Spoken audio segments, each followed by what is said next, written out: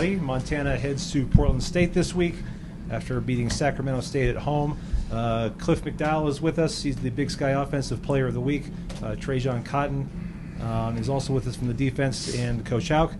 Coach, your final thoughts after a great win for the Grizz over Sac State as you head to Portland this weekend for a tough game against Portland State. Thanks, Tapes. I'll get going here. So in the Sacramento State game, that was as close to a complete game as we've played so far this year. The atmosphere in the stadium was great. I thought the performance of our team was outstanding. It was just a great team win. I'm proud of our team and their ability to control the game throughout. So moving forward, our team's created an opportunity with 2 games left, and now we have to make a choice about continuing to take care of business at hand or not, and I hope that we'll do that. Our group's shown a lot of resilience and willingness to work to improve through the season, and I hope this week we can take another step forward. So on to Portland State with that. Portland State does a great job. Bruce has a good team over there, but really on top of that, in terms of resources and things like that, Coach Barney does a better job than anybody in the country in terms of doing more with less. And I consider them a really physical football team. They're second in the conference in scoring offense. They're second in scoring in the conference in rushing offense.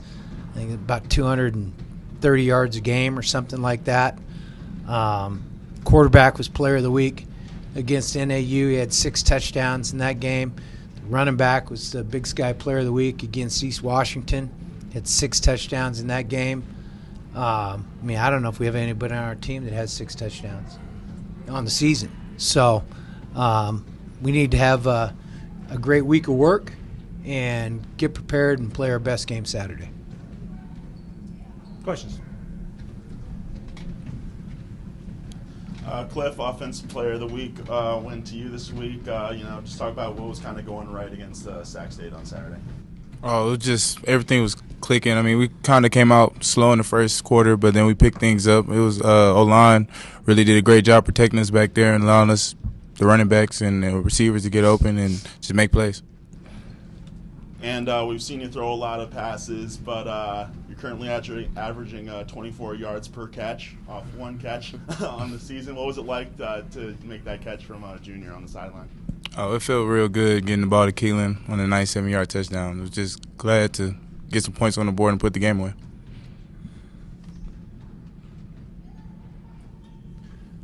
Coach, I know every coach says that they want their team to improve as the season goes along and they want to be playing their best ball at the end. What has it been like to watch this team improve as the year has gone on, and what would you point to that reason? Well, the reason is there's a willingness to take correction and get coached, and then practice to get better. And then, most of the positions we've stayed fairly healthy. So those things have been the contributing factors. I think generally speaking, that's what happens with our teams around here. Nothing's 100% in football, but that generally is how we do things. And then I know you've praised the way that this team has showed up and wanted to prepare each and every single week, and you kind of touched on it there a little bit. But a lot of people on the outside might call this sort of a trap game with the one that's next and the one that you just had. So what's kind of the mentality going into this week?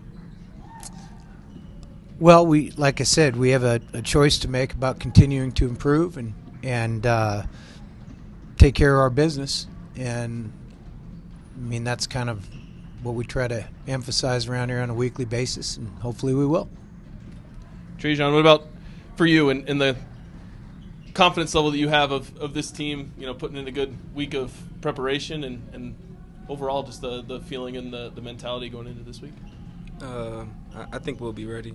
I think, like Coach said, this locker room, we just want to get better and better every week, every practice, and I think we'll continue to do that. What's it been like for you, this run that you guys have been on? I think I interviewed you actually after practice. It was after the NAU game. So what's it been like just watching this team improve, and what's it like been a part of that ride? It's been good. Like, I kind of goes back to the last question, just constant improvement each and every day, watching more film, practicing harder, and things like that. Everybody just really wants to get better, and it's making us grow as a whole. Bobby, just curious from your perspective, big thing in athletes, but you see it in fighters too, is just self-belief and confidence and things like that. Your team seems like you have that a lot. Like, you have confidence throughout the year, the past few years. You're always just, the self-belief is there. What's it like, I guess, coaching that? Like, how do you guys kind of instill that in this group to have that self-belief? Because it is a much more valuable part than maybe people realize. Yeah, I think that confidence is hard to get sometimes, and a lot of times it's false bravado. If you have true confidence, then you probably perform better, if that's what you're asking. And I think a lot of it's the way our guys are trained. They're trained in a certain way, and they know what they've put into it, and they're educated on the X's and O's of football, and so they know what they're doing. But then they also are trained in a way where they know they've prepared, so they're confident in their training. For both the players, just that self-belief, what's it like having it and just, always believing, never wavering, like even, through ebbs and flows? Like, just speak to that self-belief and what it's like having that. We'll start with you, TraJon. Well, playing football, you got to have that confidence that you're the best player and that you're going to beat your opponent, you're going to win your one-on-one battles. So I feel like we all have that, and I feel like our teammates kind of bring that out of us as well, and yeah. Yeah, I mean, the confidence, I feel like confidence just goes up every time we win, so just got to keep winning and keep building the confidence. And TraJon, back to you. Coach mentioned the players that Portland State has that are stars on the offensive side. Just from what you know from Portland State, maybe past meetings, just what kind of stands out about these guys as you get ready for Saturday? Yeah, the quarterback's a dude. We're going to have to contain him. He has an arm as well, and they have a good run game. Bobby, when it comes to Portland State's run game, anything unique or different? I'm sorry, I couldn't hear you. When it comes to Portland State's run game, anything unique or different that they do to get their guys the ball in space? Well, they're persistent with it, first of all. I think they do a great job with formations and such. The head coach is an old O-line guy. He has a great understanding of what he wants and how to manipulate the defense. I think they spend a lot of time on that. The offensive coordinator, A.C. Patterson, is an old O-line guy.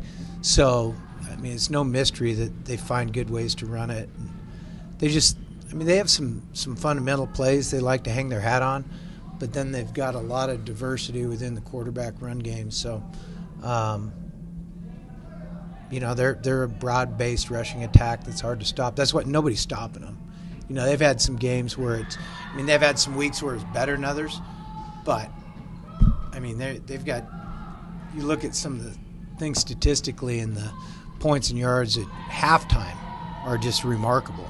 So we got our hands full.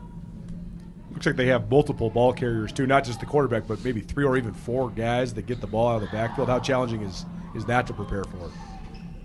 Well, it's really. They're going to have a guy in the running back spot, and they're going to have a guy in the quarterback spot, and then they're going to play multiple personnel groups around him, right? So it's not so much who that guy is, other than the fact that the guys they've got at those positions are really talented. And then, again, they do a great job with formations, personnel groups. The balance in multiple looks, multiple personnel groups is really difficult. And fathers and sons on both sides of the sideline. Yeah, how about that? Isn't that unique? Yeah, right. So, what do you think it's going to be like being on the opposite sideline as your son? Well, he's gone from player to coach. He's a professional now. He's going to be trying his darndest to beat us, that's for sure. And Barney doesn't want Cooper at home at Christmas talking smack to him either. So those guys, they're going to want to win. But, they've got a pretty good window into what we do, and they got smart guys that can interpret that. So I would say that's advantage Portland State. Bobby, wanted to ask you about the offensive line. You guys have had your 2 biggest games of total offense the past 2 games, ran for over 300 this past game. Just what's your evaluation of the way the offensive line's been playing during this win streak you guys are on, and especially the depth maybe you've created there as you rotate some guys in? I think they've played well. I think they're coming off the ball. They're playing with the right disposition, in my opinion, and the ability to play into our depth has probably led to some consistency, which was asked earlier in the deal. So that certainly has been the case in our offensive line. And then at safety, or at cornerback, sorry, Ronald Jackson got his first start, played vast majority of the game. Just your evaluation of how he performed in his first start and how the cornerbacks as a unit held up. Ronald played well in the game. Thought he did a nice job. I think he's a competitive guy who has gotten better and better, which is generally the case with guys that haven't been with you for a long time. As the season wears on, the more they play, the better they play. And what was the second part of that? Just how the cornerbacks as a unit held up in that game. Well, I mean, trying to think how much they went outside. They held up well in the game. I mean, they really went after TC, and I don't think they caught a ball. They didn't catch no balls. 0. We're going to actually talk about that at 3. Yes, sir. Nice job. But, they went after TC and were not successful at all. Cliff, I know you like to give a lot of love to the offensive line on social media. What do you like the most about playing behind this offensive line? What kind of impresses you the most about them as a group? Just the grit these guys have. They're just real aggressive, and they just welcome me with open arms ever since I got here, and just believed in me since I stepped foot on the campus. And Bobby, Trevin Gradney not playing, anything you can share about why he didn't play? He wasn't available. And then just to confirm, because of that unsportsmanlike conduct stuff and Chris Walker getting the second one, he has to sit out the first half of this game this week. That's incorrect. So he's able to play Yes. the whole game this week? Yes. Is the understanding of the rule just wrong, that since he got 2 unsportsmanlike conducts? I don't know what your understanding of the rule is. So what is the rule? What rule? I thought if you get thrown out of a game, you have to sit. If you get thrown out in the second half, you have to sit out the first half of the next game. For an unsportsmanlike? With the second one. That's incorrect.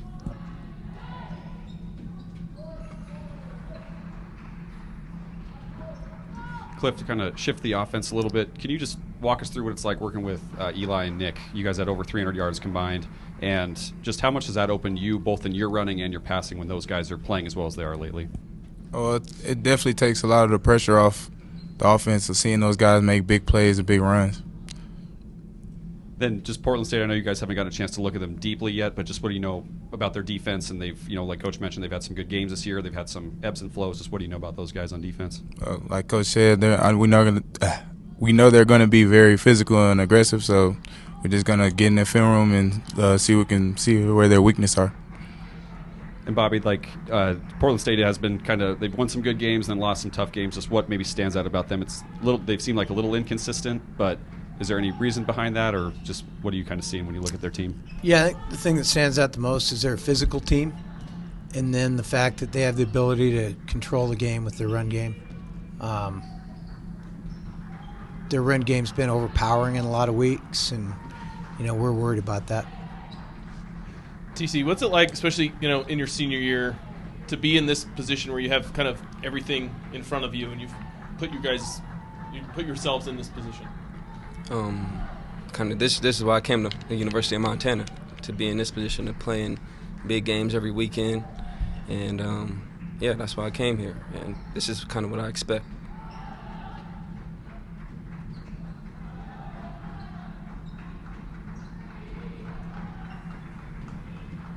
I just want to ask you about a couple of your captain linebackers. Start with Braxton Hill. Just what sort of growth have you seen since he came from sort of a red shirt guy, gray shirt even guy, to now being a captain, one of your top tacklers, one of your best players?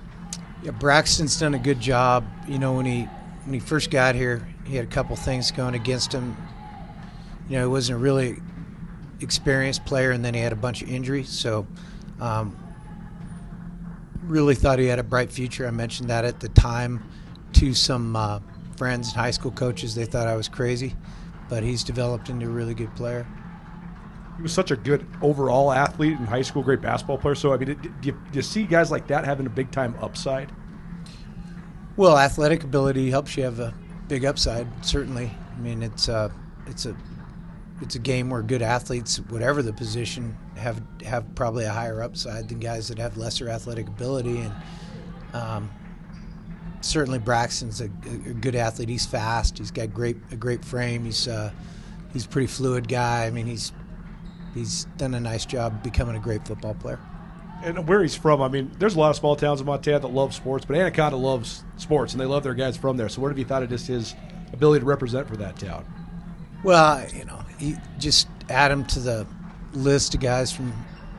I mean, Anaconda is a smaller Montana town now. It wasn't always that way, but you know, guys coming from smaller schools in Montana and developing into just terrific football players.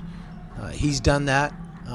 Obviously, grew up in a family that were very sports centric, like a lot of kids in Montana towns, but his family in particular. And you know, I'm just happy for him. He's worked really hard at it, and it's great to see him playing as well as he is. And Levi Janicaro, I mean, obviously he's a great story as well. I mean, what did you see that you projected him as such a great linebacker after being a high school quarterback?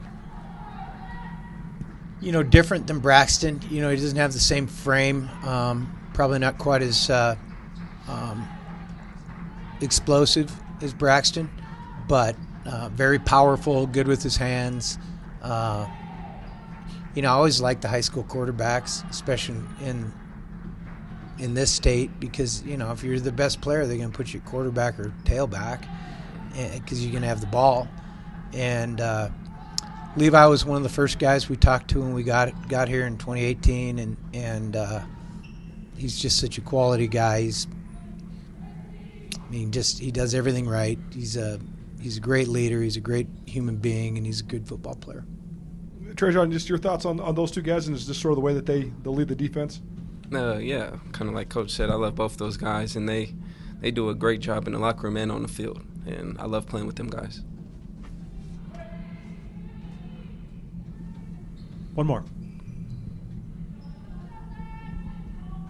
Bobby, if I could throw out a question from left field. I know with Coach Bobby Knight passing away last week, was he someone you ever got to meet or get to know, or did he have any sort of influence on you or inform you coaching-wise?